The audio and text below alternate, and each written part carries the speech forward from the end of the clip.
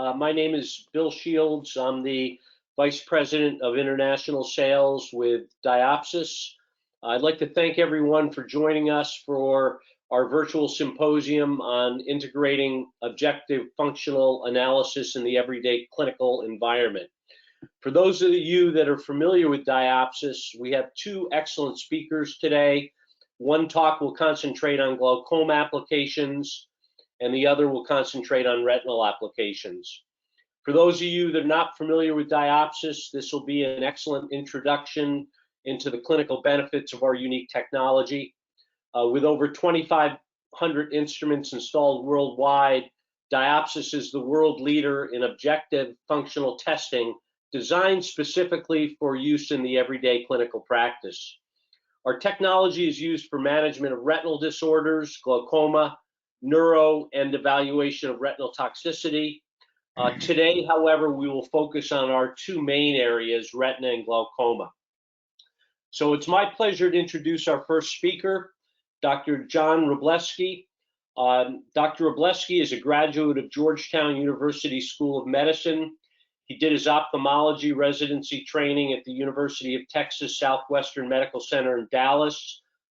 He then spent 15 months in London at Moorfields doing a medical retina and uveitis fellowship, and 14 months in New Orleans at Toro Infirmary doing a surgical retina fellowship.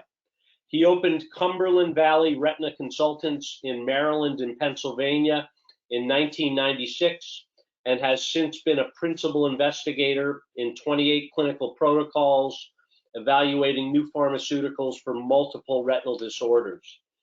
He's co-authored 26 publications investigating various disease states such as diabetic retinopathy, retinal vein occlusion, and inherited retinal disorders.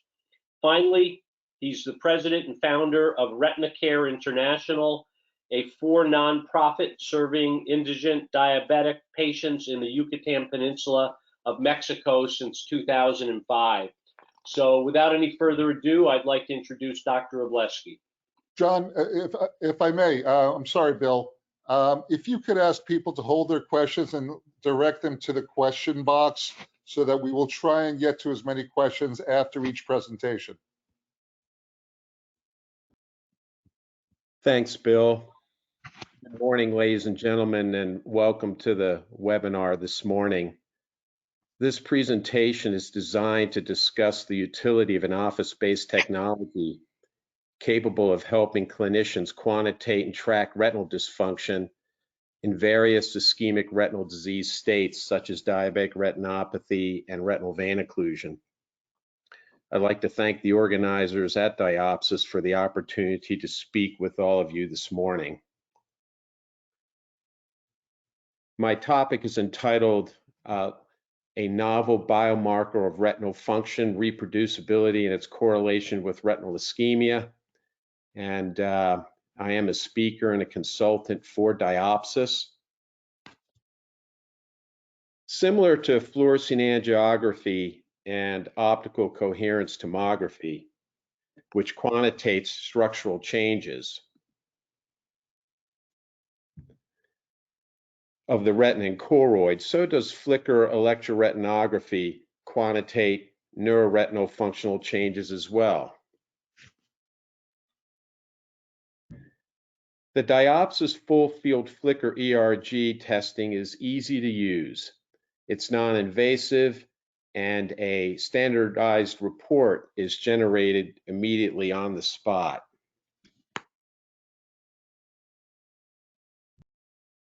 Testing is performed using a handheld mini Gans field stimulator, with the retinal signal being captured by the lower eyelid sensors. Each eye is tested individually. Recall that rods can only stimulate to a flickering stimulus of 15 Hertz or less, whereas the Diopsys flicker technology uses 32 Hertz, thus isolating the cone and bipolar cell signal. Most of us retinologists, when we're gauging retinal function, use a Snellen visual acuity or ETDRS visual acuity as pretty much our only functional test unless we're doing visual field testing. And as we know, central visual acuity only gauges function in the central 1 to 3 degrees of the macula, otherwise known as the fovea.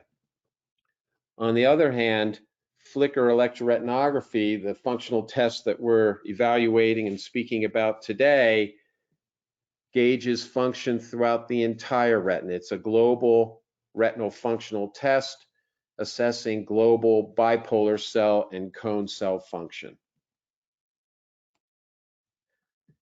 I'd like to review briefly the flicker ERG report.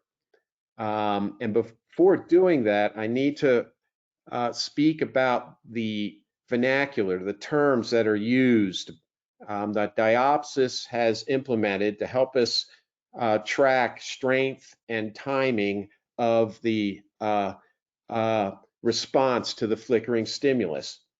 So traditional electroretinographic vernacular uses terms such as amplitude and implicit time to describe the recorded signal strength and response times to a flashing stimulus. But Diopsys has chosen to use the terms magnitude and phase. Magnitude evaluates the cone and bipolar signal strength, the phase value, the timing of the cone and bipolar response. Furthermore, in addition to just looking at the average magnitude or the average phase, it also generates a report that evaluates the variance, the magnitude variance ratio, the phase variance ratio, which assesses the consistency of the response. Right now, I'm going to be speaking about the fixed luminance flicker test. And the fixed luminance flicker test is a test that takes about 20 seconds to perform. If you do the math, 32 flashes per second times 20 seconds is 640 responses. And every one of those responses is recorded and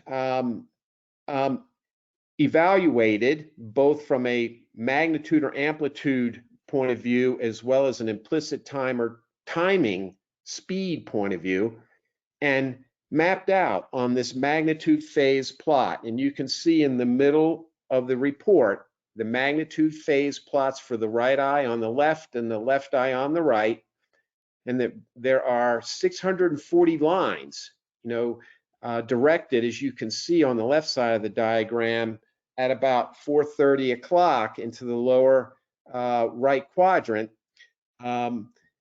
telling us that these responses are homogeneous and of decent speed. The standardized report of the healthy retina on the left and the unhealthy retina or diseased retina on the right is shown. And when I look at these reports, the first thing that I do, similar to looking at a chest x-ray, is I look initially at the quality. And you can see up above, there are two little green circles in the signal quality box, signal quality indicator. And if they're green, you've got a good test for each eye. And then next I look at the artifact percentage. And the patient on the left, you can see the artifact percentage is 5.6 in the right eye and 5.0 in the left eye. And anything less than 10 is reasonable. Anything less than 5 is very good. And artifacts obviously are a function of blinking or losing fixation.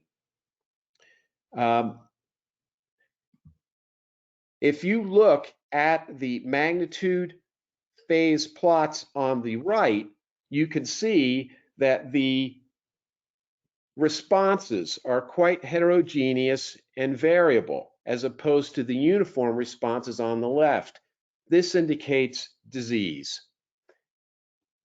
Furthermore, if you look at the magnitude variance ratios and the phase variance ratios, which again are pitted against a normal population, how consistent are the 640 responses shown into each eye? you can see that they're quite consistent on the left or on the right, both in the right and in the left eye. The responses are variable, and you can see the magnitude variance ratios are less than 1 at 0.97 for magnitude, 0.98 right and left eye, and then the phase variance ratio in the right eye is even lower at 0.9, 105 on the left. Variance ratios above 80 or 0.80 are very reasonable. Once you get below 0.80, now you're looking at significant disease, at which point the magnitude and phase values that are listed become less reliable. Finally, at the bottom of each one of these reports, you can see the data table. And again, magnitude, phase, the variance ratios and artifacts for each eye are listed, but they color code it. The green represents a value within a normal reference range. The yellow is a borderline value in that, say, last 10% of a normal reference range. And then finally, the red values indicate values that are outside the reference range. And these are an age-matched control. So Diopsys did their homework and came up with ranges in normal populations that are age matched. I just showed you the flicker ERG report of a fixed luminance flicker test. That flicker set test, again, was 640 flashes, all at 600 lumens or 600 candelas per meter square. Diopsys has also developed a second flicker test, which is the multi-luminance flicker test, which assesses 6 different luminance levels, testing each one for 4 seconds, starting at the lowest luminance level of 32 candelas per meter squared, doubling it to 64, again to 128, doubling again to 256, all the way up to 600. And the concept is that perhaps if we have a multi-luminance, a varying luminance flicker test, that perhaps it might be possible to identify or tease out subtle retinal pathology that you would not appreciate by just using the brightest flash, the 600 candelas per meter square luminance.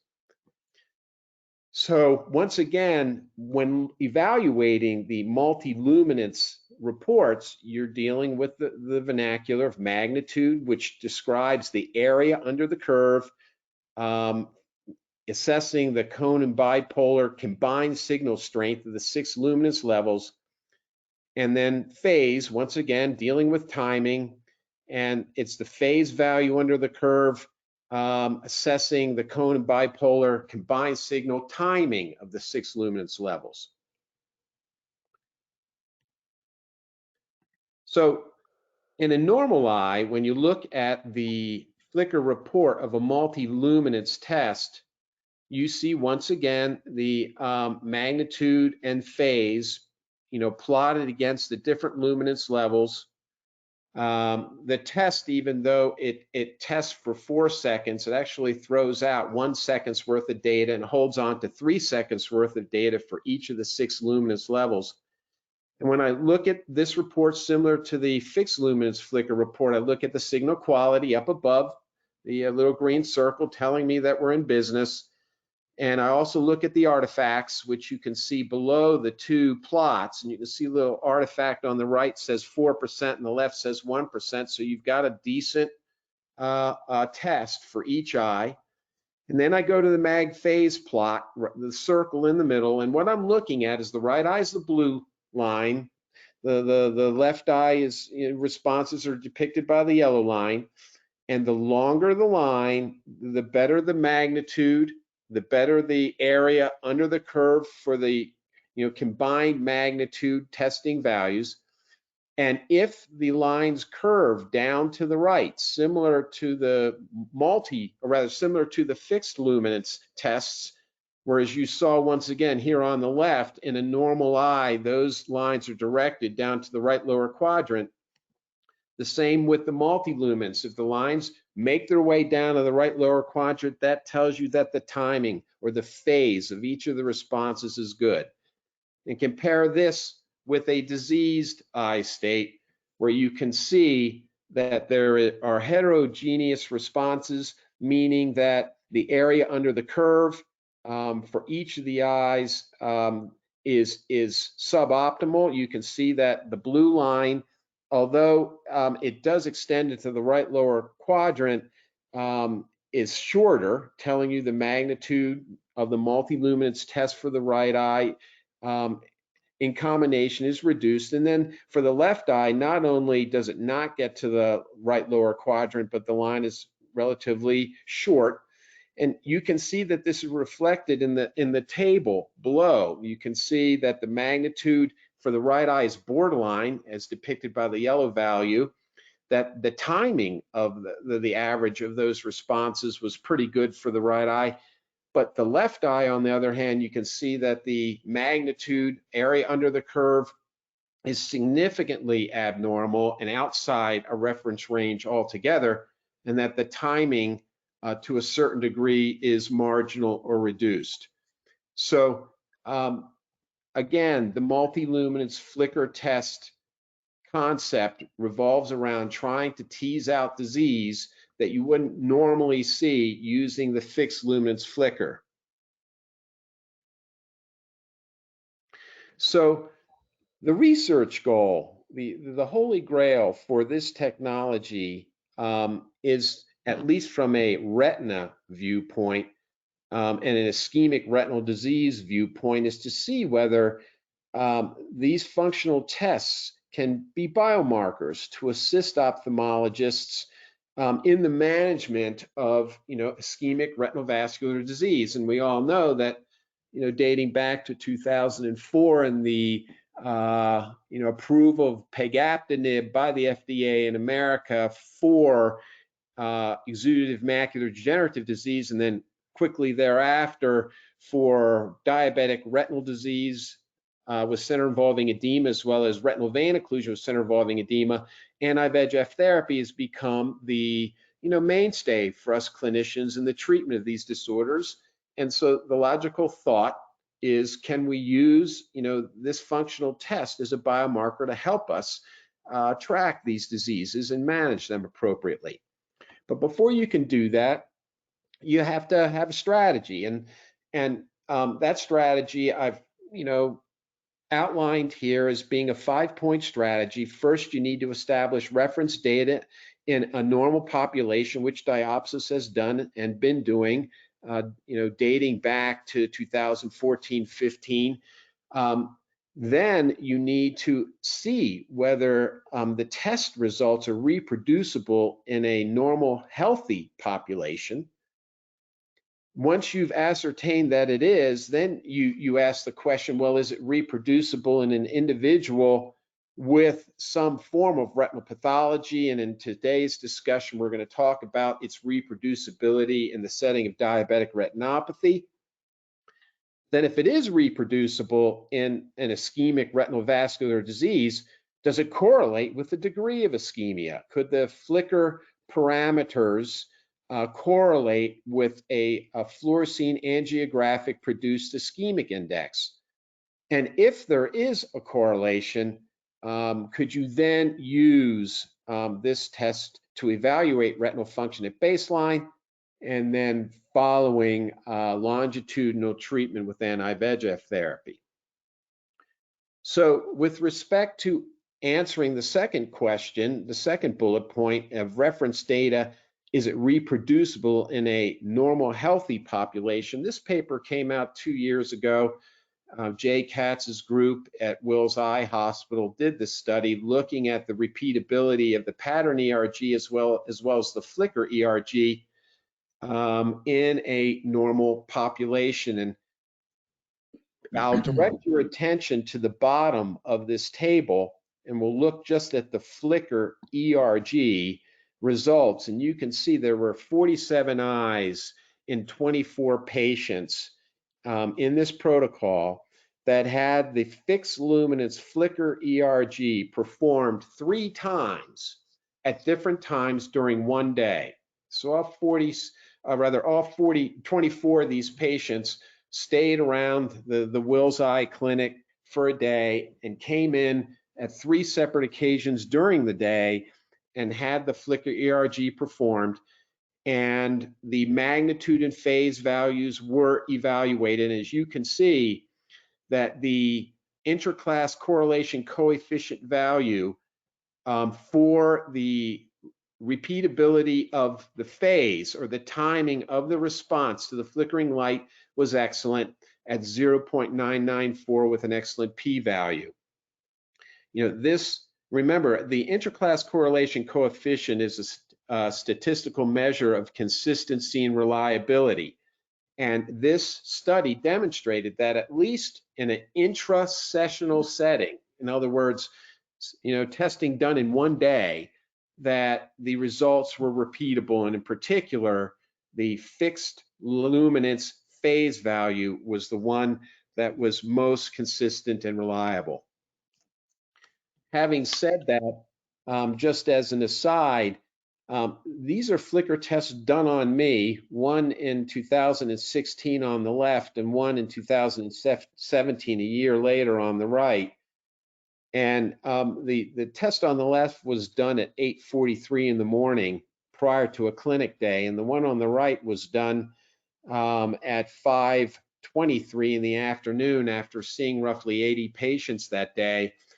And you can see that my test results for the fixed luminance flicker were quite repeatable. What is interesting is that although the phase values are virtually identical, the magnitude was less at the end of the day a year later, as opposed to the magnitude done in the morning of both my right and left eye. And I wondered to myself, you know, what might have produced this? And I wonder, you know, was I, you know, bleached to a certain degree after a full day of clinical evaluations? And I also did the multi-luminance flicker test on me as well, again, a year apart. And you can see that the test results on a normal person a year apart, because I say normal in the sense that I don't have any retinal vascular or any, you know, retinal disorder that I know of, that they're quite reproducible. So the third bullet point was to assess, well, now that we have determined that the flicker testing is reproducible in a normal population in multiple sessions on the same day, you know, and I just showed you that they were reproducible in me a year apart, are the test results reproducible in individuals with certain diseases? And my group and I published a report 18 months ago looking at the reproducibility of these two flicker tests in patients with diabetic retinopathy. Before speaking about the paper, I just wanted to mention why flicker.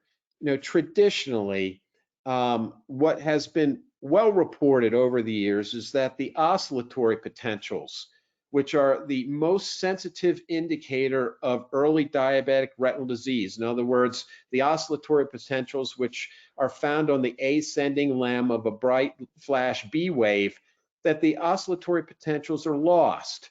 And that is well reported in not just diabetic retinopathy, but retinal vein occlusion, central retinal vein occlusion in particular. Well, it's not practical to do the oscillatory potential analysis because you need, you know, digital filtration techniques done in a lab in order to see them. So the next best candidate in terms of which particular electroretinographic test to use to track retinal ischemic disease is the flicker test. As you can see, the flicker test is demonstrated down here on the lower left. I also briefly wanted to mention this table, which was published in Survey of Ophthalmology in 1999, and it summarized all the electroretinographic studies that had been done in the setting of diabetic retinopathy, all done in a laboratory. And you can see the two black circles on the left-hand side of the table pointing out Simonson's 1980 paper and Bresnik's 1987 paper. And the reason I direct your attention to those is both of these papers were longitudinal studies. Simonson looked at primarily eyes, patients with no diabetic retinopathy or mild NPDR. Obviously, they're all diabetics, but you know, individuals with very mild to no NPDR versus Bresnik, who looked primarily at individuals with severe NPDR and individuals with proliferative diabetic retinopathy. And in both of these publications, it was demonstrated that oscillatory potentials as well as pattern ERG changes were quite consistent with progressive disease, and that you could use, this form of functional testing to gauge in an objective manner what was happening in an ischemic disease state such as diabetic retinopathy. So my paper investigates the intersession reproducibility of the flicker ERG in eyes with mild to moderate NPDR in the office. That was the primary endpoint to evaluate reproducibility. The secondary objectives were to see whether there might be any potential correlation between the degree of retinopathy as determined by ultra wide field fluorescein angiography and the flicker ERG. So patients with NPDR without a previous history of other disorders such as glaucoma, significant laser photocoagulation, any PRP or mild focal macular laser done recently prior to testing, any anti-VEGF therapy in the previous 4 months, or any ocular surgery were excluded. So we're really looking for individuals with relatively virginal pathology that had not been treated to evaluate whether the flicker ERG, both multiluminance, fixed luminance values, could be reproducible intersessionally, meaning over a period of time. So eyes excluded, obviously, any other form of retinal disease such as AMD, RVO, anyone with an optic neuropathy, and then finally anyone incapable of giving reliable test results such as those with tremor, blepharospasm, or dry eye, which would lead to excessive blinking. I designed this study in particular to look at 4 sets of testing sessions over a 4 to 8 week period. I made sure that each of these sessions was performed in the same office. I have the Diopsys platform in my Maryland office as well as my Pennsylvania office. And so the background conditions remain the same during the testing. The tests were done with the same luminance level in the same room. They were done at a different time during the day because we could not keep that consistent, but they were all done within a 4 to 8 week period. And each session consisted of, both the multi-luminance, fixed luminance test flicker tests, and ultra wide field fluorescein angiography was used to grade the level of retinopathy. So we evaluated 20 patients, that was 40 eyes, all with a history of mild to moderate NPDR. And when I say that, that wasn't me saying that they had mild to moderate NPDR based upon a clinical evaluation. That was determined by the Wisconsin Reading Center, which I used to evaluate the 40 angiograms in an objective blinded manner. And of the possible 320 ERG tests, because remember, each testing session consisted of 4 tests, the multi-luminance and the fixed luminance for each eye, and there's 4 tests done, or rather 4 testing dates for each patient. So it's a total possible number of 320. Excuse me, 304 were actually performed. 7 of the patients had their testing done within 4 weeks, 9 within 5, 3 within 6, and 1 patient, it took 8 weeks to get all 4 of their testing sessions undertaken.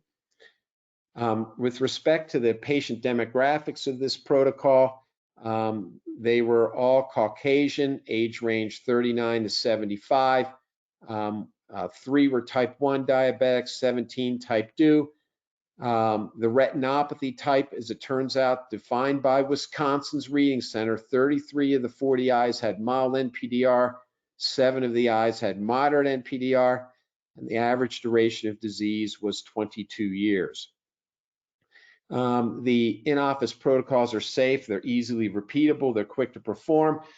And I would add to this slide that although I write that the testing time is 10 minutes, over time your technicians get quite good at it. And in our office now, that testing time is closer to 5 to 7 minutes.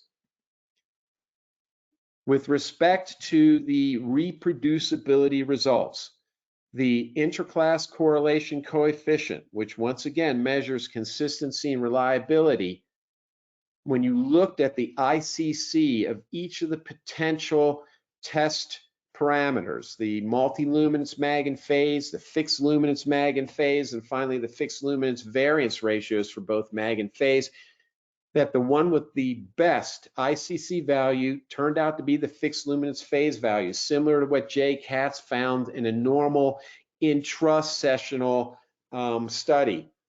You can see also that the confidence interval, is quite good at 0.915 to 0.971.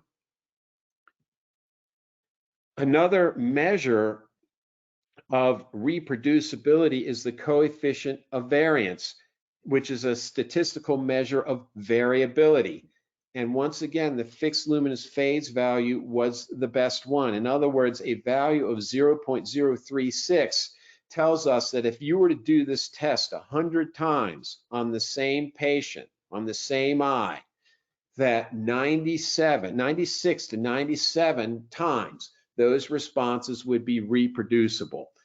And it is interesting to note once again that it was the fixed luminance phase values that were the ones that had the greatest degree of limited variability.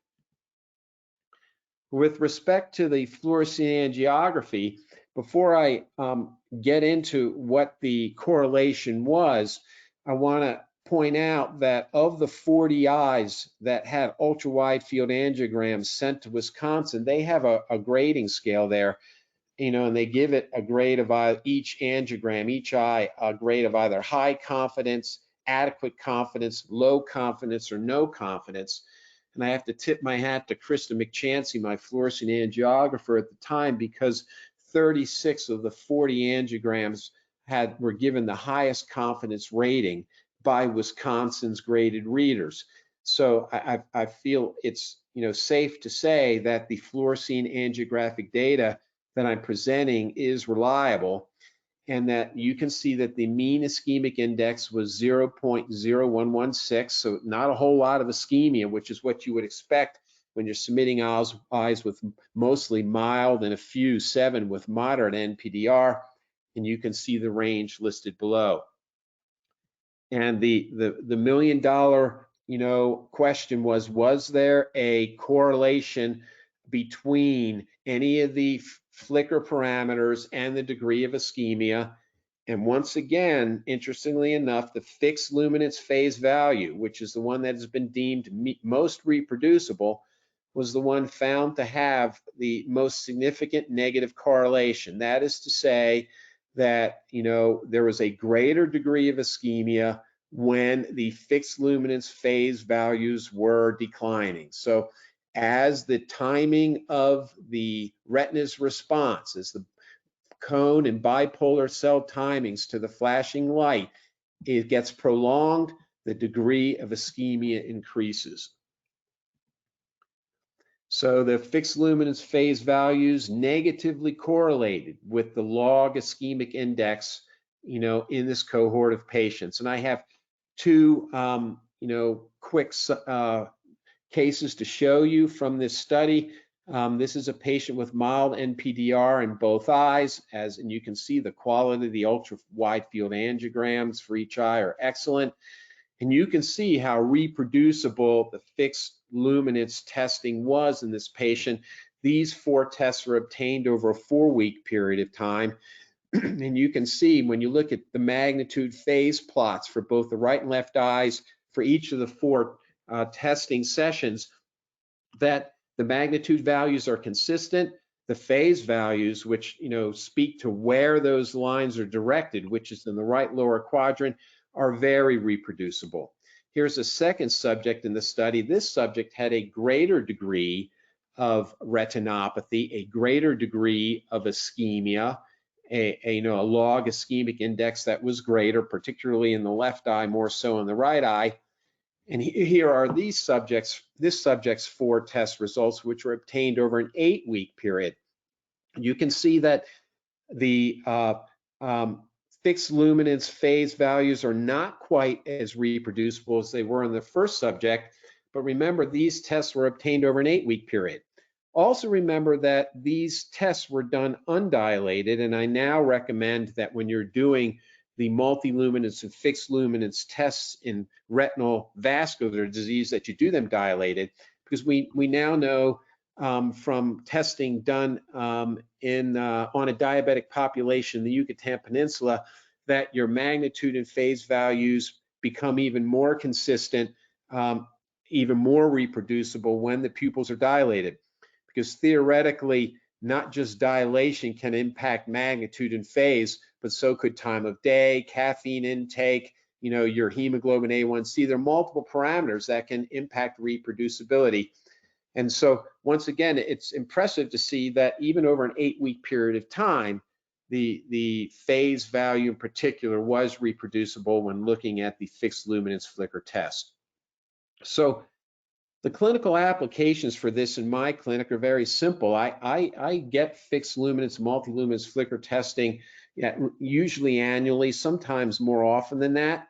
It helps me guide the clinician, myself and my partners in terms of when to follow up. If I see magnitude and phase values dropping, that makes me more concerned, and I may see the patient back sooner. I don't routinely get fluorescein angiograms after my initial evaluation. I usually let a significant amount of time go by, but if I see the functional test demonstrating a reduction in magnitude or phase, I might get an angiogram sooner. Furthermore, I'm always asking about glycemic control, hemoglobin A1C values, and I'm frequently having my clinical staff reach out to the primary medical provider, cluing them in that, hey, we're seeing some retinal function that seems to be declining. We may get an angiogram and not see a whole lot of difference. Is the A1C getting worse? And bring that to the attention of the primary medical provider. And then finally, the last bullet point regarding clinical application is it possible to use these tests, these biomarkers to initiate therapy, and once you do, to help modulate it or discontinue therapy, particularly, in the setting of diabetic retinopathy. There are limitations to this little study. There are only 20 patients. Almost all of them were type 2 diabetics, and there was a relatively small age range. But nonetheless, the fixed luminance phase values were highly reproducible across multiple sessions over a 4 to 8 week period. I believe that the flicker ERG can be used to follow diabetic retinal disease longitudinally, and a larger multi-center study is currently underway to confirm these findings. Before I mention this study, just simply wanted to show this one case of a 78-year-old chap with a 9-year history of type 2 diabetes who was recruited into the Sapphire study here in the United States, evaluating intravitreal aflibercept as well as suprachoroidal triamcinolone in the setting of central and branch retinal vein occlusion. And this patient was recruited into this protocol, and he was allowed to be in the protocol because even though he had diabetes, he did not have any discernible diabetic retinopathy in either eye, and he presented with an infranasal macular BRVO in his right eye in 20/70 acuity. And you can see the color photograph on the left demonstrating the intraretinal hemorrhage cotton wool spot in the inferior MP bundle and edema extending into the fovea. You can see late phase angiogram and demonstrating diffuse leakage of fluorescein in this area and into the fovea. And you can see OCT of the right eye on the left, of the left eye on the right, demonstrating thickening intraretinal cystic changes extending from the MP bundle into the fovea. And as was expected, this patient's center involving edema improved with aflibercept therapy, But what is really quite impressive is when you look at the magnitude phase plot of the right eye, which is the circle in the middle of the report on the left, that the lines slowly move from the right lower, or rather left lower quadrant down the center and some into the right lower quadrant.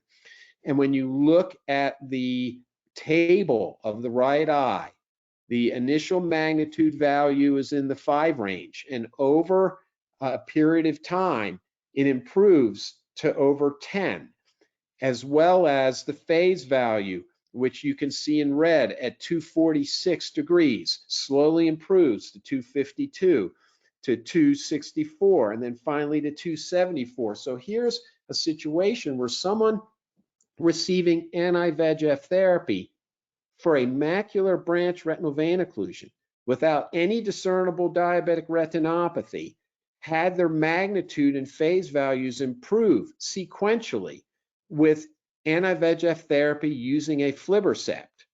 Now, it doesn't make sense logically. Why would someone with a simple macular RVO, remember the flicker test is a test of global cone function, global bipolar cell function. Why would the magnitude and phase values improve? Remember, the area of involvement for the BRVO is very, very small, maybe less than 5% of the total retina, maybe even less than that.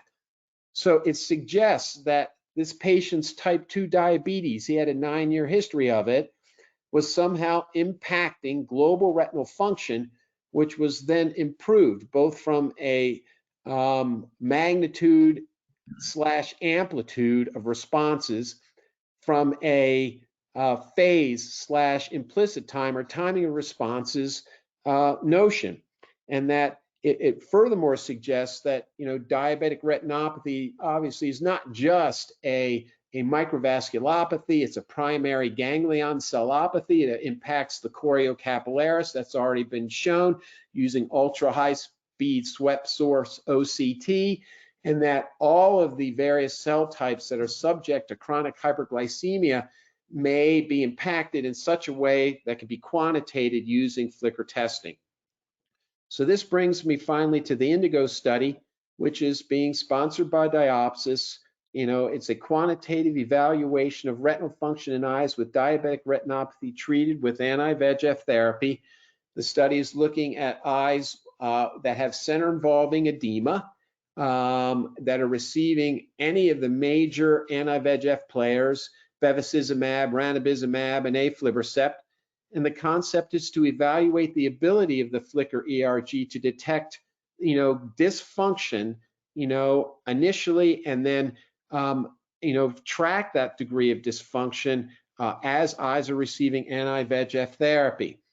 There are 10 centers across the United States. My understanding is that the trial has been almost 50% recruited, if not more. There are 2 groups in the trial. Eyes are being tested with 3 flicker tests over roughly a 6-month period of time that don't have center involving edema.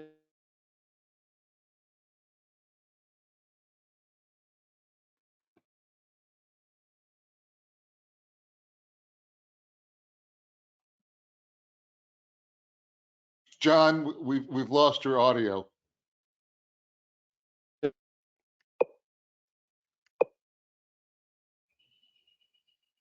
Can you hear me now, Matt? Yes. Okay, thank you. So we're very anxious to see what the results of the Indigo study will tell us.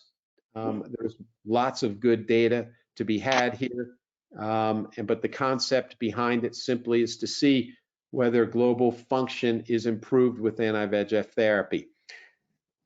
To conclude my presentation, I want to present 2 cases. Both of them are central retinal vein occlusion cases. The first one is a 77-year-old gentleman with a 4-week history of reduced vision in his left eye. This gentleman was recruited into the Sapphire protocol as well. He had a central retinal vein occlusion. He presented with 2160 acuity in the left eye with the CRVO. He did not have an afferent pupillary defect in the eye. You can see on color fundus photography that he's got a dilated and tortuous venous tree with intraretinal hemorrhages, an ocular phenotype typical for central retinal vein occlusion. He had a raised central retinal venous pressure of 3, which at presentation meant for me that his vein pulsated when the artery pulsated with digital palpation. The mid and late phase angiogram gives you the classic appearance of a CRVO with a ratty foveal avascular zone and ischemia within the macula and diffuse leakage in the central macular region, as well as from the optic disc. On the left, you can see his presenting OCT demonstrating center involving edema, both intraretinal as well as subretinal, with a central subfield thickness of 851 microns. On the right, you can see his baseline fixed luminance flicker report demonstrating a relatively normal magnitude of 5.31 in the left eye, but a reduced phase value of 234, which is color-coded in red. I show you here the 3 OCTs over a 24-week period. You can see baseline, week 12 and week 24. And this patient was, the arm that he was in, he was receiving both intravitreal aflibercept as well as suprachoroidal triamcinolone, and he did not get monthly aflibercept therapy between week 12 and week 24, and he had recurrent edema. What I want to point out is that if you look at his baseline week 12 and week 24 flicker reports, initially, when you go from day 0 to week 12, his phase value improved from 234 to 251, telling us that the function of the living cone and bipolar cells improved. But the magnitude dropped from 5.31 to 3.93, telling me in all likelihood that the number of responding cells was declining. Then from week 12 to week 24, there was a significant reduction in both magnitude and phase, whereby the phase value dropped over 40 degrees. As it turns out, this eye became ischemic. He developed ocular neovascularization, both on the iris and in the angle. And angiographically, he had a greater degree of capillary closure than when seen at day 0. So this case is an excellent example of how flicker can alert you to, in the setting of central retinal vein occlusion, that an eye may be becoming ischemic.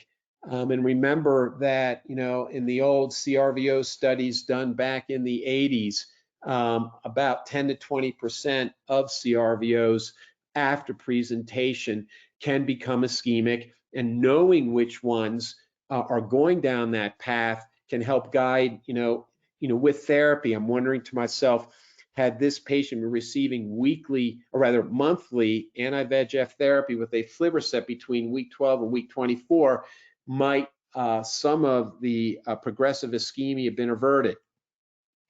The second case is the reverse. It's a CRVO, a 54-year-old gentleman with a 4 to 5 day history of reduced left eye visual acuity. His past medical and ocular histories were unremarkable, and he presented, with 20/50 vision in the left eye and the classic stigmata of a central retinal vein occlusion. He also had a mild cilio-retinal artery occlusion, which we often see in individuals with a high venous pressure in the setting of CRVO. Here's a fluorescein angiogram of his normal right eye, and here we see an early and late phase angiogram of the left eye. And you can see, once again, a dilated and tortuous venous tree with diffuse retinal venous staining. You can also see the wedge-shaped area of ischemia in the inferior MP bundle, denoting the location of the cilio-retinal artery occlusion. You see, though, that there isn't really any leakage of fluorescein in the fovea, and at the time of presentation, the fovea was dry. So you can see an OCT of the right eye on the left and of the left eye on the right, and at the time of presentation with 20/50 vision, he did not have center involving edema, and I chose to just observe him carefully. Since he was relatively young at 54, I performed a systemic evaluation. All of the indices were essentially normal. When he came back to see me 4 weeks later, he had massive swelling, both intraretinal, cystic intraretinal change, as well as subretinal change, with a gigantic central subfield thickness, and his acuity was down to 2150-1, down from 2050 in the left eye. This is the flicker test that I got on this date, 4 weeks after presentation, and you can look at the mag phase plot of the left eye, which is on the right, and you can see that he has a reduced phase value compared to his fellow right eye. The phase value is 273 versus 289. The magnitude value is very high, and it's been reported in central retinal vein occlusion that amplitudes and magnitudes can be supra threshold at the time of CRVO presentation. And I think that's what was happening here. 4 weeks after his initial aflibercept injection, you can see that the intraretinal edema is resolving. He still has some persistent subretinal fluid on the OCT and an acuity improvement of 20/60. Then after 4 weeks after the second, you can see the OCT of the central subfield thickness has improved almost completely normal. Then 4 weeks following the third aflibercept, he's back to 20/40 in this eye. I'm showing you this case because while he was improving, his flicker responses improved as well. You can see in the upper left, at the time of 4 weeks after presentation, you can see that that phase value, which was 273 in the left eye, improves to over 300 and stays there moving forward. And this is a case where I use the fixed luminance flicker to help guide me to discontinue therapy, because his central retinal venous pressure dropped, by pushing on the globe, and I surmised that perhaps he'd reperfused. So after 3 injections of aflibercept, I held aflibercept 4 weeks after the third injection, got the fixed luminance flicker, saw that the magnitude and phase values were holding steady in the left eye, did not inject, brought him back a month later, did the same, values stable, did not inject. So it's a situation where I could see that global retinal function was holding steady, and this is a situation where CRVO reperfused, and the test results with the in-office platform helped me discontinue therapy, which I've not needed to reinstitute over the following year. And you can see, 8 weeks following the third aflibercept injection, that the magnitude and phase values in the left eye were stable.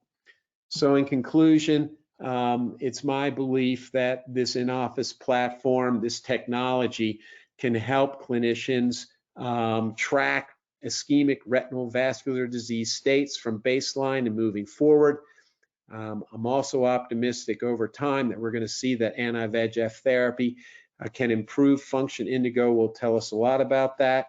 And this very much has become a mainstay in my management of both diabetic retinopathy as well as central retinal vein occlusion.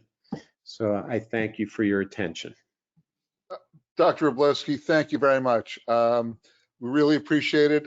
There are several questions. And by the way, if everyone has questions, please type them in. If we don't get to them today due to time constraints, we'll make sure that the presenters do respond, and we'll provide them to all of the attendees. A couple of things before we move on. Dr. Wroblewski, there are a couple of questions, and I'm going to kind of paraphrase them. The first one is, what has your experience been using the flicker ERG on patients where you cannot visualize the retina, where the structural information is limited to you? I've got some good data on that in my clinic down in Mérida on the Yucatan Peninsula. We frequently see patients with no view, be it either from a dense cataract or from a vitreous hemorrhage. And what we have found is that flicker magnitude and phase values correlate with what we see on the B scan. If the retina is detached, the values are severely declined, and the variance ratios are so low that the data, is really not reliable, telling you that there's very advanced disease. Furthermore, even when the retina is attached and we take these eyes to the operating room, either to remove their, dense cataract precluding visualization of the fundus, or remove their vitreous hemorrhage pupil membranes, what have you, and the retina is attached, that we have learned that, the better the baseline values, the better prognostic value, meaning if the values are better at baseline and you get in there and you clean them out, they have a better chance of recovering central visual acuity. So I find the flicker test to be, quite helpful when evaluating eyes with opaque media. Great. The last question, I know you have another engagement you have to go to. Have you initiated therapy independent of structural changes using flicker ERG? And I think your case had mentioned providing an endpoint, but would you mind spending 10 or 20 seconds on that question? At this point, I have not. I think that, when you look at the diabetic retinopathy severity scores, for say moderate to severe NPDR, that most clinicians, at least retinologists in America, are still withholding therapy, even though, we know the results of Panorama, as well as, the results with ranibizumab, and looking at diabetic retinopathy severity score improvement with anti-VEGF therapy. So an individual without any stigmata of diabetic retinopathy at all, no microaneurysms, no intraretinal hemorrhages, I'd be at this point hesitant to treat. Having said that, when I have someone with moderate to severe NPDR who is on the verge of worsening, and I can track that functionally, yes, I'm willing to initiate therapy at those levels of diabetic retinopathy severity because I know that function is going downhill. Thank you, Dr. Wroblewski. We appreciate it. And again, anyone, please send questions and we'll make sure that they get answered for you. Bill, I hope you're still on. If you'd like to introduce our next speaker, that would be great. Sure. So our topic is now going to switch to glaucoma. Thank you, Dr. Wroblewski, for your excellent presentation, by the way. Our next speaker is Dr. Michel Puech from Paris, France, who I've known for 20 years, and he's a French ophthalmologist who specializes in ophthalmic imaging. He has a research degree, owner of patent on high-frequency ultrasound. He's the manager of Explore Vision Centers, which are 2 centers in Paris fully dedicated to ophthalmic imaging. Very impressive centers. He has everything. When I approached him a few years ago, I think that electrophysiology was the only thing he didn't have, but now he's been using it for a number of years. He's the organizer of the International Congress Ophthalmic Imaging from Theory to Current Practice. He's author and co-author of more than 25 books and many articles on OCT, OCTA, ultrasound, UVM, and IOL calculation. He's a lecturer at the Faculty of Medicine of Paris on glaucoma, cataract surgery, and OCT. And he is the organizer of the next World Ophthalmic Ultrasound Congress, which will take place in Paris in 2022. So I'd like to introduce Dr. Puech to give his presentation on glaucoma. Thank you. Thank you very much, Bill. It's a great pleasure for me to be with you and to be a speaker in this web conference. You know that Diopsys have built machines that is very, very useful in an everyday clinic practice. You have seen implication for Retina, and I will present to you the implications in glaucoma. I'm working in Paris, and so you have my email address and the email address of our centers. As Bill has yet informed to you, we have opened 2 ophthalmic imaging centers in Paris because we have stopped surgery and we have stopped conventional ophthalmology, and we are 8 ophthalmologists only focused on ophthalmic imaging. Making this, we are able to use every kind of machines, every kind of devices, in every kind of imaging for the eyes. And for glaucoma, we are using visual fields, OCT angiography, electrophysiology, UBM, pachymetry, and we perform ERG laser and SLT. As you have heard, I organize a congress each year focused on ophthalmic imaging, every kind of ophthalmic imaging. If you want to send an abstract, please, this conference will be a mixed conference, probably in-person conference for the European ophthalmologists and digital conference for the others. Now we will focus this presentation on glaucoma, and especially by using this Nova Diopsys system. This is a new electrophysiology. You have seen with the presentation for Retina that we are completely out of the conventional electrophysiology references. We now are using different details which bring this machine in a current practice with very, very usefulness for every doctors. We have a compact and mobile unit. We can use various stimuli. You will see all the panel of the stimuli. We are now using a new acquisition system, and we have a new signal processing. We are going to a frequency domain instead of the conventional domain of electrophysiology. And now we have an easy to understand report. Stimuli can include a pattern ERG. This is the main stimuli used in glaucoma, but you have multifocal ERG, you have full field ERG, and PV.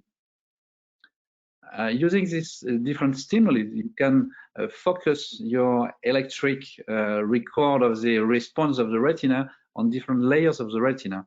In case of glaucoma, we are using a pattern ERG because this pattern ERG can underline the response, the electrical response of ganglion cells. And so we have protocols completely used to and completely performed for this this goal of glaucoma. One key point of this machine is we can use a stimulus monitor with a very high frequency, with a 15 Hertz stimulation of the screen, and you can observe on a 24 degrees. Making this, you can observe the response, but the other key point of the device is this lower lid electrode. You can observe this electrode, just put it in a lower lid in order to record the response. And this is a very, very convenient way in order to screen the patients for glaucoma, because they can go to a center for visual field, for OCT, for many exploration, and we can add this exploration of electrophysiology without hurting the globe, without contact lens electrodes. Condition of the examination for pattern ERG could be in a near distance, 61 centimeters. We can use glasses after 40 years old. We practice this exploration in dark condition, but we don't need pupil dilation, and time of acquisition is very quick. This new acquisition system avoids use of contact lens electrode, avoid canthus electrode, and avoid large electrode. You have other competitors, other manufacturers providing other lower lids electrode, but you can see on this photographs that we have a large electrode in comparison with the Diopsys system. And so, as we are quite near the globe, we have an efficiency. We have a more efficient way to record the data for electrophysiology. So it's very, very easy to use and very reproducible. Now, signal treatment is another key point from the system for Diopsys, because we are quite at the same time that we have changed OCTs, time domain to spectral domain. You have all understood what is the advantage of going to the spectral domain, because we are in a frequency domain. For electrophysiology, Diopsys have made the same change in the philosophy of electrophysiology. All the other classical system on electrophysiology was based on time domain. Now with the Diopsys system, we are moving to frequency domain, and so this is the reason why the acquisition is different, but the signal treatment is completely different. And so even if you are very specialized in electrophysiology in conventional systems, you can have a new approach with this Diopsys system. You know that this is the regular response of ERG with a biphasic waveform of a normal patient, but now we have to go to this kind of analysis of the signal. In fact, we are stimulating the eye with a very high frequency system, and we are just recording the response of the layers of the retina. If you have a healthy retina, if you have no problem with the retina, the very high frequency stimuli will lead to a very quick response of the retina, and you will have this kind of stimulation, and the response of the retina will be on phase, and you have the results on the left. If you are in case of a reduction of the GCC responses, you have a modification of the phase of the response, and so you will have a final response like this. So you can easily understand that when we have no problem with the ganglion cells response, you have a normal response on the upper part of the screen, and if you have a change of the phase of the response of the GCC, you have this kind of images on the diagram. By using this system, you have to understand that we have new criteria in order to qualify the response. We can focus on magnitude. Magnitude can give you the quality of the signal, the signal strength.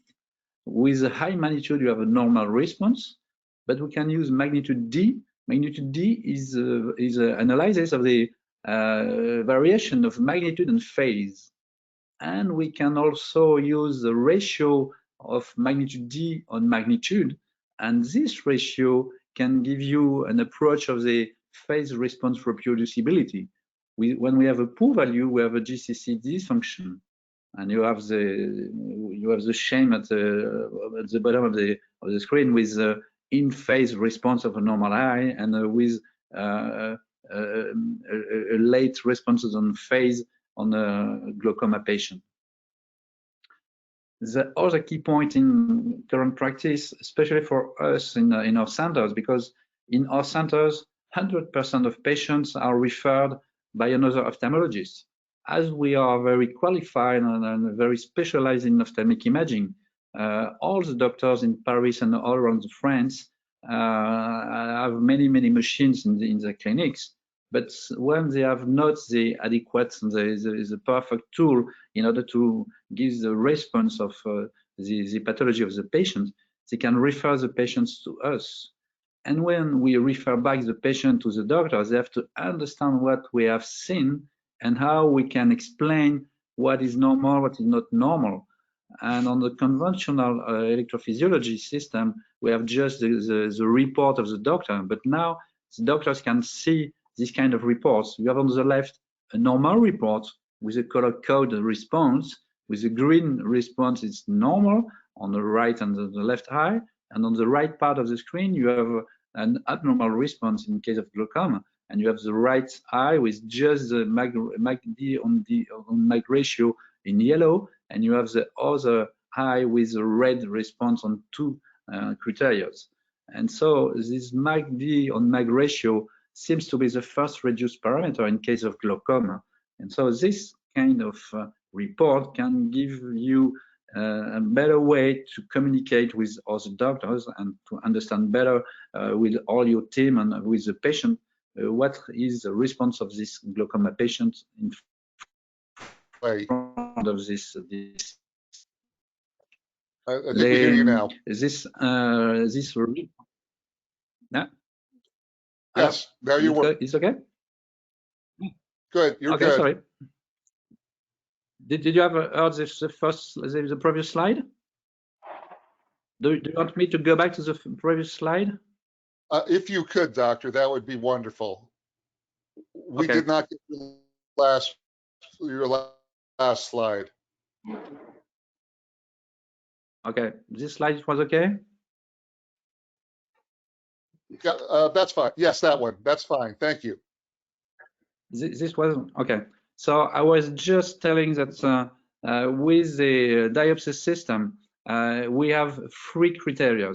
We have a magnitude, which gives you an indication on the signal trends. The high magnitude can give you a normal response, corresponding to the normal response. Magnitude D is the analysis of variation of the magnitude and phase, and the ratio MACD on magnitude give you the reproducibility of the phase response. When you have a poor value with this ratio, you have a GCC dysfunction. The other advantage of the Diopsys system is to give us a very understanding report. As we are working with many ophthalmologists in Paris and in France, they can refer the patients to us in order to practice exploration of the eye when they don't have any devices, and especially electrophysiology. And so when we send back the report to the doctors, they have to understand, because many doctors are not so used with electrophysiology. And so this manner that can be produced by Diopsys can give a clear response, a clear report for the doctors. You can see on the left the right eye and the left eye that are on a green response with all the main criteria. And on the right, you have a glaucoma patient with different values of magnitude D, and the ratio in red for the left eye. It seems that MACD on MAG ratio could be the first reduced parameter in case of glaucoma, and this is a very important factor to observe in case of glaucoma. This very easy to understand report can give you this kind of response: normal patient with dysfunction of glaucoma, and we have a trend analysis from evolution of the patients, because when we have glaucoma, you can see the patient many times. And so you have this way of following the response with electrophysiology. Many years ago, we have had few presentations showing that ERG can anticipate an equivalent loss of OCT signal.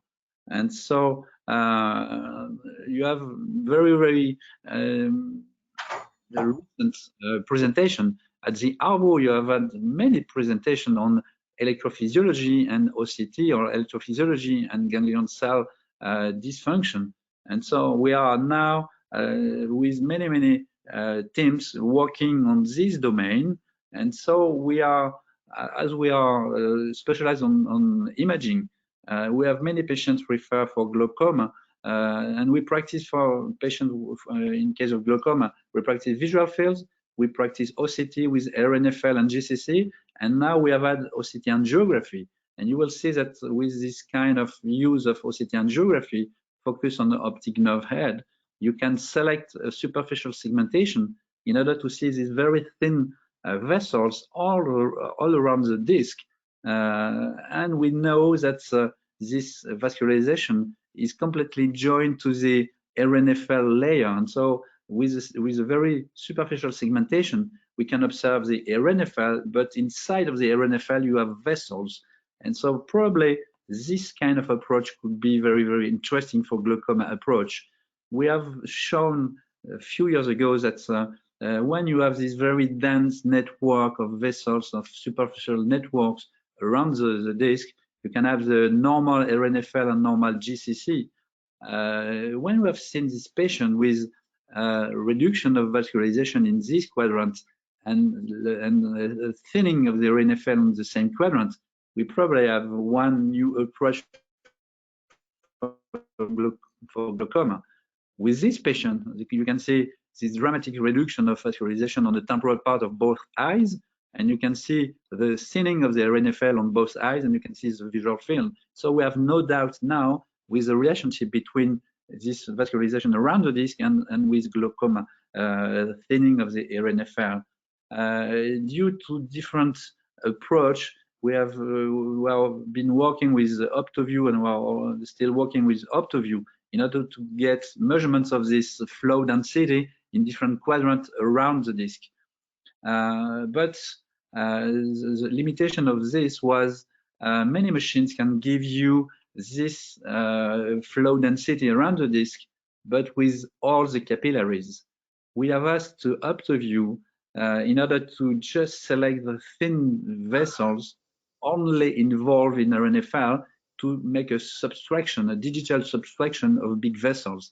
And now, when we use this kind of device, we are able to give you just the flow density, just focus on the small vessels.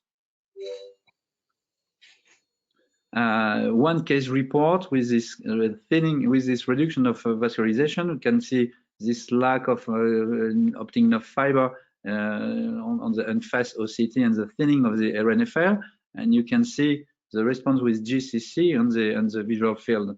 So now we can present the results with different quadrants, but we have conducted a study in order to make a correlation between RNFL thinning and reduction of flow density on the radial papillary vessels.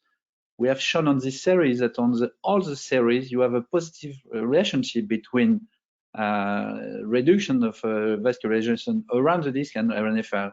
If we split all these series and just follow different quadrants, you can observe that we have a positive relationship in each nasal quadrants, and the same thing in each of the temporal quadrants.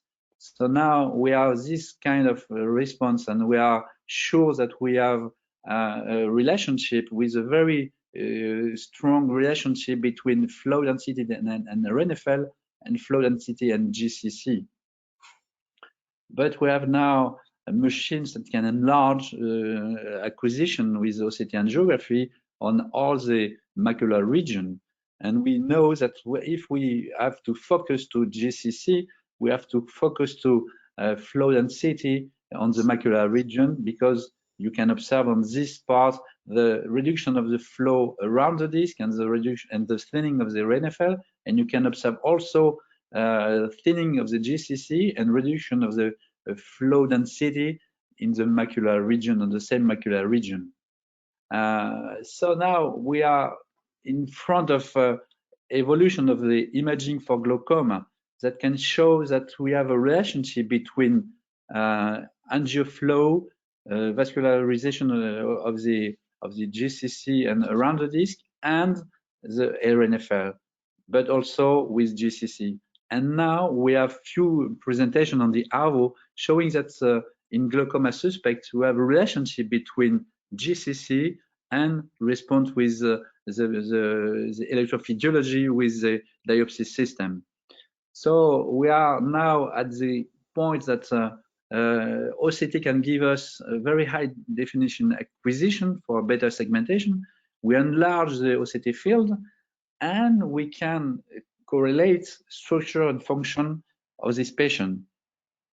The first correlation was with visual field, but electrophysiology have yet been published with a conventional electrophysiology system by a few authors, and Natalia Kurisheva has shown this relationship. But with Diopsys, we have now a new approach with this very specific system, and I will show you this short study on the 47 patients for glaucoma, referred to a Center for Glaucoma Screening.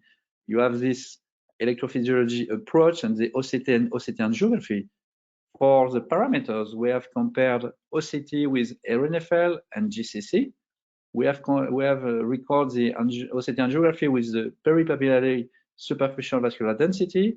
We have observed visual field with the VFI, and we have observed in electrophysiology the ratio magnitude on MAG, and we have used the Pearson coefficient. On this series, I show you the relationship between this ratio, MACD on magnitude ratio, against RNFL, against GCC, against VFI, and against angioflow. And you have a positive response on all these criteria, but we have the strongest response, the highly response with correlation between ratio on electrophysiology and GCC, and this ratio on electrophysiology and angioflow. This is very incredible because these patients can have a very, very easy approach with this system from Diopsys, with this very small electrode, with this approach with a digital analysis of the signal. And we have also few presentations showing that if we follow the patient with the Diopsys system, we can record a better response on electrophysiology after treatment. You can see this presentation on the Argos. So we are in the field of the imaging. We are now in field of glaucoma, and we can focus all these devices in order to better follow the patients and probably select the response to the treatment. So integrating Diopsys functional visual test in the everyday clinical practice is very useful when we are focused on glaucoma. You are now a little bit more easy with this pattern ERG from Diopsys. This new technology is completely different from the conventional electrophysiology. So you have to pay attention. If you don't have this system, you have to pay attention to this Diopsys machine. We know that we have a statistical correlation between ERG, MACD, and MAG ratio with GCC and RNFL, with angioflow around the disc, and with VFI on a visual field. But now, if you want to correlate structure and function for this patient, we have now 3 criteria for structure. We can have GCC, we can have RNFL, we can have OCT angio. But the relationship with the functional part of the patient is mainly based on visual field. But visual field is a subjective response. You all know this. With electrophysiology, we are now at the point that we can have an objective response with no hurt with the patient, with a very easy exploration for the patient. And so this is a fantastic era of electrophysiology, and we have to thank Diopsys to produce this kind of machine and to produce this kind of study. You have seen that many teams are working with these machines, and as we have all OCT and OCT angiography, probably the follow-up of our patient will be better, because this machine can give you, again, a compact and mobile unit.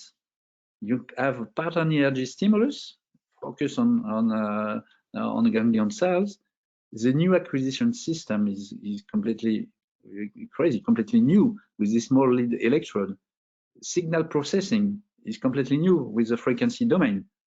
And the easy to understand report can lead electrophysiology to everyday practice in order to understand and to better understand what is happening to this patient. So probably with this conjunction of all these advantages of this machine, we have the perfect tool for glaucoma at this time.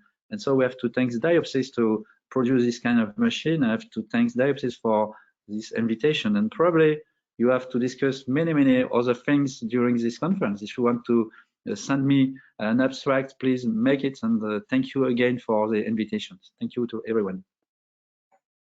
Thank you, Dr. Thank you, Puech. Doc. Go ahead, Matt. Great, Dr. Puech, if we do have questions, and as I mentioned, we will get to these and we will send out responses for folks. But some things that have come up. So what do you do with a glaucoma suspect that's been sent to you that has reasonably normal fields or fields that are somewhat confusing, and normal OCT, but an abnormal pattern ERG? What steps might you take for that patient? In fact, diagnosis of glaucoma is based on many criteria. And so till this time, if all the criteria was normal, doctors was not treating the patient. But now, if we add the new level of electrophysiology, we can give to the doctor a warning. We can give this warning because you have a non-normal response on electrophysiology, even if all the criteria on the anatomical approach are normal. And as you see, visual field is not the very, very quick response. It's not a very early response. And so probably our way of thinking is electrophysiology could be the first response of dysfunction of the ganglion cells. And so probably in these patients, we are not taking the decision to treat, but we can give a warning to the doctors that refer the patient to us. Please send us back this patient very soon and not let this patient without follow-up. Excellent. Doctor, how easy was it to integrate this technology? You know, many of us have heard, or many of the people in the audience are familiar with the more significant laboratory-based ERG systems. What was your experience in terms of integrating this into your practice? Did you find this to be an easier method, an easier way to, and was it easy to integrate it into your routine? Yeah, in fact, as you know, I'm not a conventional ophthalmologist, and so patients are referred by other doctors. And so we have many technicians in our two clinics. And we were afraid at the beginning because for me, electrophysiology was just the only imaging devices that we have had not by at the beginning of our adventure. We have opened the first center 15 years ago, and so we have many patients referred. And so that was the limitation of decision to have a conventional electrophysiology system.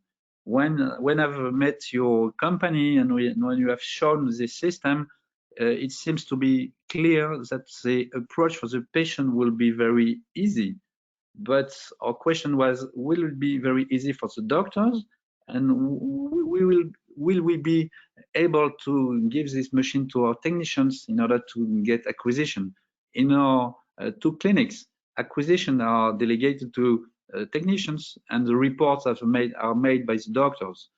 And so we have teach few technicians, and now for our current practice, it's not a problem. They can perform this electrophysiology very easily, and the patients are very confident with this way of making. We are practicing OCT and angiography with technicians or with nurses, and so electrophysiology is very easy to delegate to our technicians.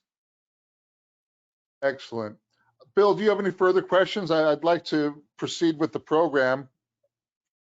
Nope, I'm all set. Dr. Puech, thank you so very much. And again, we will be forwarding you questions. We greatly respect your time and hope all is well. And we hope to see you at an international conference one of these days. We're looking forward to it. Without pandemic, we will see. Wonderful. Okay, thank you very much. Thank you very much. Thank you to all the attendees. Let me figure out how I can do this here. Okay. Okay, I think I've got it. So folks, what I'd like to do now briefly is we're going to have a little talk just to update you on the current paper level of research and published papers that are coming out. And both related to the retinal applications that Dr. Wroblewski was speaking of, but also with regard to others that have come out with regard to glaucoma. So just to mention a couple real quickly from the retinopathy side of things. As you know, we have always promoted this as a more accessible device, not just limited to the research lab. And in fact, there was a paper that's been accepted for ARVO that was presented by Stanford University. And what they were able to demonstrate was essentially the equivalence of our results with one of the larger systems, one of the systems that have been around in the classical electrophysiology labs. And that has been accepted by ARVO, and we're very pleased. We always knew that, but what we needed to get people to understand is we're not changing the study of the eye, we're making it more accessible to people. There is another paper that is in process that speaks to basically using the flicker to see how well it correlates with various stages of diabetic retinopathy. And that is in process and should be published shortly, but it correlated very well with people at risk, diabetics at high risk, mild NPDR, moderate NPDR, PDR, etc. And we hope to be able to get that to you in the domain quickly. There are two other papers, and these speak to exactly what Dr. Puesch was addressing. Essentially, the first one talks about using this device as a prognostic indicator of who is at risk for conversion from just your suspects, elevated IOPs. And what this was done at Manhattan Eye and Ear Hospital, and they took a look at patients that were at glaucoma risks. They did not have any findings on OCT nor visual field, merely elevated pressures. And what they found, they studied these patients for somewhere between 18 and 24 months. And what they found, and I hope you can see my slides. Let me make this a little bit bigger. What they found at baseline, when they first started observing these patients who were suspects, but only because of pressure differences, is that the baseline response of the pattern ERG was significantly lower with those patients that ultimately converted to glaucoma as confirmed by the OCT. Meaning that this is an awfully sensitive device that can help you make determinations as to who is at greatest risk. And the reason we mention that is because this is detecting the disease prior to cell death occurring. Meaning that if you can pick those patients that are going to progress and intervene, you may in fact be able to prevent cell death and progression of the disease. Conversely, I'm sure that you see many patients that have moderately elevated IOPs, and the question is, will they convert or will they not? And it has been demonstrated that we can be a very helpful biomarker on those patients where you've got mildly elevated IOPs. But these patients, as you know from the OATS study, 90% of these patients with mildly elevated IOP will never progress. And we believe that we can help you make that determination. The second paper that was also presented at ARVO basically spoke to those patients that did not have any structural damage, but in fact, they had early ERG changes and their IOPs were elevated. And what they found, and this is what Dr. Puesch alluded to earlier, is that if they had dysfunction in the ganglion cells before it was demonstrated on any structural test, when they lowered the pressures on these patients, they found that the pattern ERG got better because you were helping to treat distressed living cells as opposed to treating cells that had already died. So I thought I'd share with you that information. There is more coming. Bill, is there anything else you'd like me to cover today? Did you want to discuss our artificial intelligence? Sure.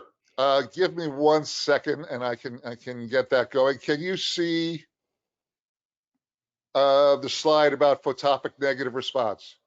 Yes. Okay, I'm just going to go into this briefly. We have always talked about pattern ERG as being the most sensitive functional biomarker for early ganglion cell changes, and of course that relates to glaucoma. We actually discuss the effect of the diminished ganglion cell response. Oftentimes that can be related to glaucoma, but our study is on ganglion cells. And the pattern ERG works really very, very well. We are actually looking at another way of doing this using the Ganzfeld technology.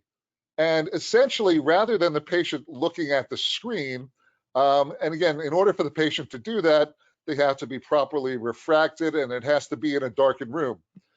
If we use the Ganzfeld, a full field stimulator, if you remember from Dr. Wroblewski's presentation, we stimulated rapidly and we were looking primarily for responses from the bipolar and photoreceptors. If we stimulate in a different fashion, if I can demonstrate this, we will actually be able to tease out information related to the ganglion cells. So if in fact, this may be useful in glaucoma and other maculopathies that do affect ganglion cell response. Now, I will tell you that this is a little bit different from pattern ERG for a number of reasons. Pattern ERG is looking at central 24 degrees. When you do a full field stimulus, you're actually looking at the entire global retina. So you will get a contribution from ganglion cells that are outside of 24 degrees, even though the vast majority of ganglion cells are within that central 24 degrees. So for those of you who never wanted to see an ERG ever again, well, I'm sorry, but I have to explain this to you. When we stimulate in a slower fashion, remember the test that we described for pattern ERG and our flicker, the stimulus was going very, very rapidly, and you really don't get a chance to see this response. But if we slow down the stimulus, you actually get this complex from the stimulation. And this B wave and the A wave, they typically come from the photoreceptor layer and bipolar cells. However, if you look at the negative going response after this larger response, this is called a photopic negative response. And this is assumed to be derived from ganglion cell. So we thought we'd take a look at this, and we're not the only ones. This has been studied for many years, and it is a difficult measurement because some people look at just the size of this response. Some people look at just the speed of the response, but it's tricky because this is a very small reading. So that has been a difficulty that many manufacturers and researchers have faced over the years. But again, if we're going to look at ganglion cells, it's this little area of the response right there. And as I said, there are advantages and challenges to both. We know PERG very well. It's very well documented. We don't quite know photopic negative response quite as well, but the studies seem to indicate that they may be equivalent. We are working towards proving that, but I would have to say now that most of the research that's out there deals with how well pattern ERG works. It is the photopic negative response is a slightly less demanding test because you don't have to refract the patient. It can be, and it's simply the patient's not looking at a screen, but rather looking at that miniature Ganzfeld.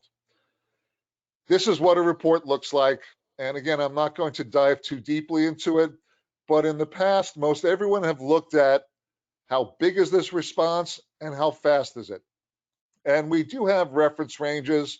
The things you're really looking at, as we said, are how big and how fast. Now, we decided to take this a little bit further. In this age of machine learning and artificial intelligence, what we did is we took a whole bunch of normal patients and we took a whole bunch of glaucoma patients. And we fed this into a computer that is able to develop artificial intelligence algorithms. And when we did that, we came up with something called the multivariate analysis index, which is essentially artificial intelligence. And what this does is, rather than just looking at how big or how fast is that photopic negative response, that negative area here, what we are doing is actually analyzing over 600 data points throughout this complex, and we're doing it in multiple dimensions. And so what that is doing, and understand that artificial intelligence is primarily a binary decision, yes or no. So we've worked on that, and we took our initial algorithm that was developed with several hundred patients, and then what you have to do is then take that algorithm and send it out to other sites, not the original sites that you did it, because those sites were involved in the initial algorithm. And what we found in doing that is, again, we have this report that talks about the index. Green is good, yellow is not so good, and red is worse. We found that there was a sensitivity in the mid to low 90s and a specificity somewhere in the mid to low 80s, percentage-wise. And we think those are pretty good. The reason why I'm telling you about this is because for artificial intelligence to work really well, you have to feed the computers. So while we have released this product in certain areas, we are still gathering more intelligence to further feed the brain of the computer. So that is available in certain areas. We only assume as we get more experience that it's going to get better. But I thought I'd bring this up and mention it to you because it does look promising. Here as we stand today, there is more research related to the pattern ERG. In fact, as Dr. Puesch mentioned, there are papers that actually are showing the retinal ganglion cell count and the vasculature correlating with pattern ERG responses. So there is more data to support it. We're hopeful we get there with the photopic negative response. So Bill, I'm going to turn it back to you. And I want to thank you all for your attention. By the way, my name is Matt Emmer. I'm Vice President of Business Development and Clinical Affairs. Our email, if you email the address that you have, info@diopsys.com, with any questions, they all get to us, and I assure you they'll all be answered. So Bill, I'm going to turn it right back to you. Great. Thanks, Matt. Thanks, everyone. Are there any other questions? Matt, do you have any other questions coming in? Matt? I don't know. Bill, there are a few. I think they require written responses. Okay, So no problem. I think that's our best bet. Fine. So I'd like to thank our speakers, Dr. Puesch and Dr. Wroblewski and Matt. Thanks for everyone's attention today. I think we can wrap this up a little early. Any questions that have come in that have not been answered will be addressed. And please keep a lookout because we're continuing to have these symposiums, and keep a lookout for the next one. And again, thank you, everybody. Have a great weekend, and I guess that's a wrap. Thank you. I want to also wish everyone health and safety, and we hope to see you at some meetings moving forward.